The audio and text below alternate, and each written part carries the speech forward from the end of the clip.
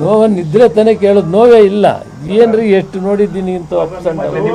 ನಿಮ್ಮ ನೋವು ಇದೆಯಲ್ಲೋ ಗೊತ್ತಿಲ್ಲ. ಗೌತಮ್ ಕುಮಾರ್ ಅವ್ರಿಗೆ ಆತಂಕ ಅಂತಿದೆ ಪಾಪ, ಆತಂಕನವ್ರು ನೀವು ದೂರ ಮಾಡ್ತೀವಿ. ಗೌತಮ್ ಸೋದರ, ಅವ್ನು ಗೆಲ್ಲೋದಕ್ಕೆ ಪ್ರಾಮಾಣಿಕವಾಗಿ ಪ್ರಯತ್ನ ಮಾಡ್ತೀನಿ.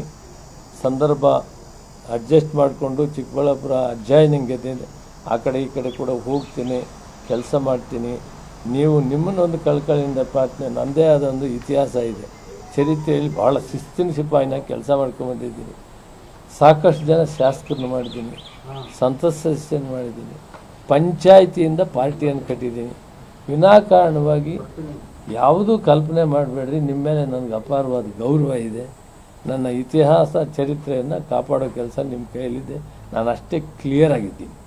ಪಾರ್ಟಿಗೆ ಗೆಲ್ಲಬೇಕು ಅಷ್ಟೇ ನಂದು. ಇನ್ನು ಬೇರೆ ಯಾವುದು ಕೇಳೋಕ್ಕೂ ಹೋಗಬೇಡ್ರಿ. ಯಾರ್ಯಾರು ಏನೇನು ಮಾಡ್ತಾರೆ ಅದೆಲ್ಲ ಅವ್ರಿಗೆ ಬಿಟ್ಟಿದ್ದು. ನನ್ನ ಡ್ಯೂಟಿ ಕರ್ತವ್ಯ. ನಾನು ಶಿಸ್ತಿನ ಸಿಪಾಯಿ. ಯಾರು ಈ ಭಾರತ ದೇಶದಲ್ಲಿ 30 ವರ್ಷ ಪಾರ್ಲಿಮೆಂಟ್ ಮೆಂಬರ್ ಮಾಡೋಕ್ಕೆ ಕಾಂಗ್ರೆಸ್ ಪಾರ್ಟಿ ಅವಕಾಶ ಮಾಡಿಕೊಟ್ಟಿದೆ. 8 ಸಾರಿ ಸೀಟ್ ಕೊಟ್ಟಿದ್ದಾರೆ, 7 ಸಾರಿ ಜನ ಗೆಲ್ಲಿಸಿದ್ದಾರೆ. ಜಾಫರ್ ಶರೀಫ್ ಸಾಹೇಬರು ಶಂಕರಾನಂದ್ ಬಿಟ್ಟರೆ ದಕ್ಷಿಣ ಭಾರತದಲ್ಲಿ 7 ಸಾರಿ ಗೆದ್ದಿರೋನು ನಾನು.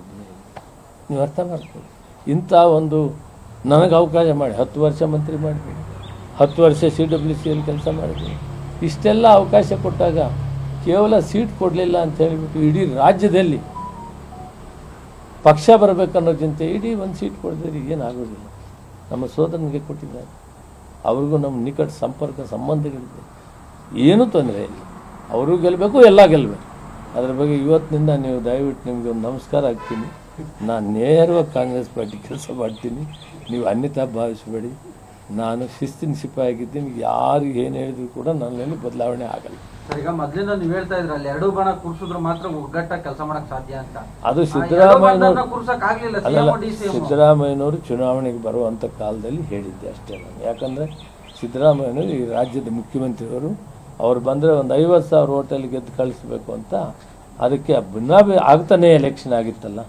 ಆದ್ದರಿಂದ ನಾನೇನು ಮಾಡಿದೆ, ಅದು ಎಲ್ಲ ಒಟ್ಟಿಗೆ ಹೋಗೋದ್ರಿಂದ ಅದು ಅನುಕೂಲ ಆಗ್ತದೆ ಅಂತ ಅವರ ಒಂದು ಚುನಾವಣೆ ದೃಷ್ಟಿಯಲ್ಲಿ ನಾನು ಅವತ್ತು ಮಾತಾಡಿದೆ. ಒಬ್ಬ ಮುಖ್ಯಮಂತ್ರಿ ಆಗಿದ್ದವರು ಈ ರಾಜ್ಯದಲ್ಲಿ ಅವರನ್ನು ಅತಿ ಹೆಚ್ಚು ಹೋಟೆಲ್ ಗೆಲ್ಲಿಸಬೇಕು ಅಂತ ಆ ಮಾತನ್ನು ಹೇಳಿದ್ದೆ. ಈಗ ಅವ್ರ ಪಾಡ್ಕೆ ಅವರೆಲ್ಲ ಕೆಲಸ ಮಾಡ್ತಾವ್ರೆ, ನಾವೇನು ಮಾತಾಡೋದು ಬೇಡ. ಅವರವ್ರ ಕ್ಷೇತ್ರದಲ್ಲಿ ಅವ್ರ ಮೆಜಾರಿಟಿ ಕೊಡಿಸಿದ್ವಿ. ನಾನು ಒಟ್ಟಾರೆ ಕೋಲಾರ ಲೋಕಸಭಾ ಕ್ಷೇತ್ರ, ಚಿಕ್ಕಬಳ್ಳಾಪುರ ಲೋಕಸಭಾ ಕ್ಷೇತ್ರ ಎರಡೂ ಕೂಡ ನನಗೆ 2 ಕಣ್ಣಿದ್ದಂಗೆ, 2 ಗೆಲ್ಲೇಬೇಕು. ಅದಕ್ಕಾಗಿ ಪ್ರಾಮಾಣಿಕ ಪ್ರಯತ್ನ ಮಾಡ್ತೀವಿ. ಕೋಲಾರಕ್ಕೆ ಮತ್ತೆ ಯಾವಾಗ ಹೋಗ್ತೀರಿ ಸರ್? ಅವ್ರು ಯಾವಾಗ ಕರೆದ್ರೆ ಹೋಗು.